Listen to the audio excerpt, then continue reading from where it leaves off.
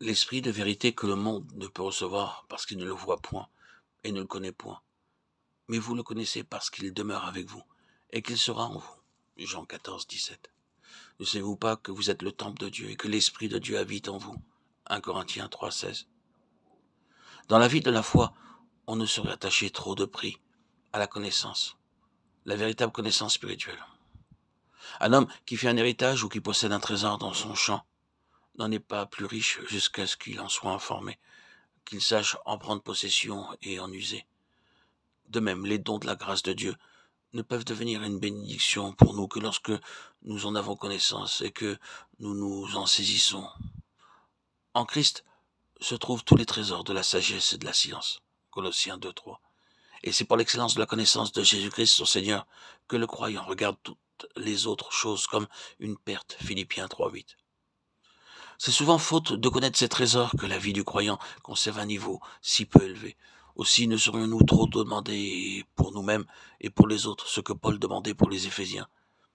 Que le Père de gloire vous donne l'esprit de sagesse et de révélation dans sa connaissance, et qu'il ouvre les yeux de votre cœur pour que vous sachiez quelle est l'espérance qui s'attache à son appel, quelle est la richesse de la gloire de son héritage qu'il réserve aux saints, et quelle est envers nous qui croyons l'infinie grandeur de sa puissance. Éphésiens 1, 17, 18. Oh, qu'il nous est nécessaire de connaître tout d'abord celui qui doit nous initier à toute vraie connaissance. Notre Père donne à chacun de ses enfants non seulement Christ, qui est la vérité, la réalité de toute vie et de toute grâce divine, mais encore le Saint-Esprit, qui est l'Esprit même de Christ, l'Esprit de vérité. Nous avons reçu l'Esprit qui vient de Dieu, afin que nous connaissions les choses qui nous ont été données de Dieu. 1 Corinthiens 2, 12. Ici se présente une question très importante. Comment pouvons-nous reconnaître l'Esprit, savoir que c'est bien lui qui nous parle?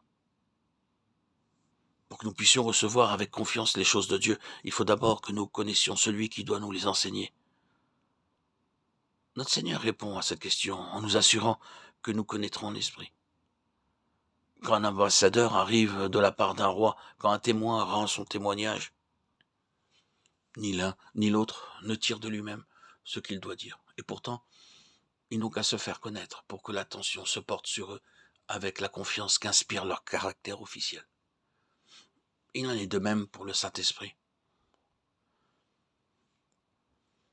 Lorsqu'il vient rendre témoignage de la présence de Christ et le glorifier en nous, il faut que nous ayons l'assurance que son message vient de Dieu, qu'il n'est pas le fruit de ce que notre raison humaine a pu recueillir de l'étude de la parole de Dieu.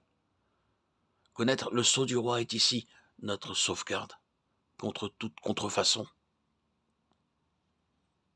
Connaître l'Esprit est indispensable à notre foi. Mais comment discerner, connaître l'Esprit? Jésus nous dit, vous le connaissez parce qu'il demeure avec vous et qu'il sera en vous. Il faut donc que l'Esprit demeure en nous pour que nous puissions discerner sa présence.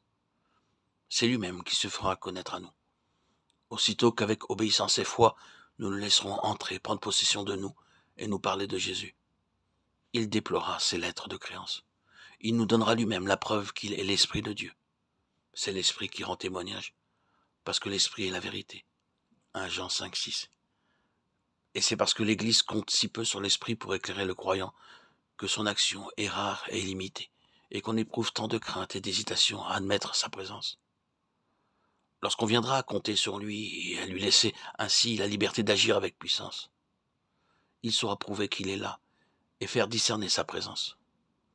Vous le connaissez parce qu'il sera en vous.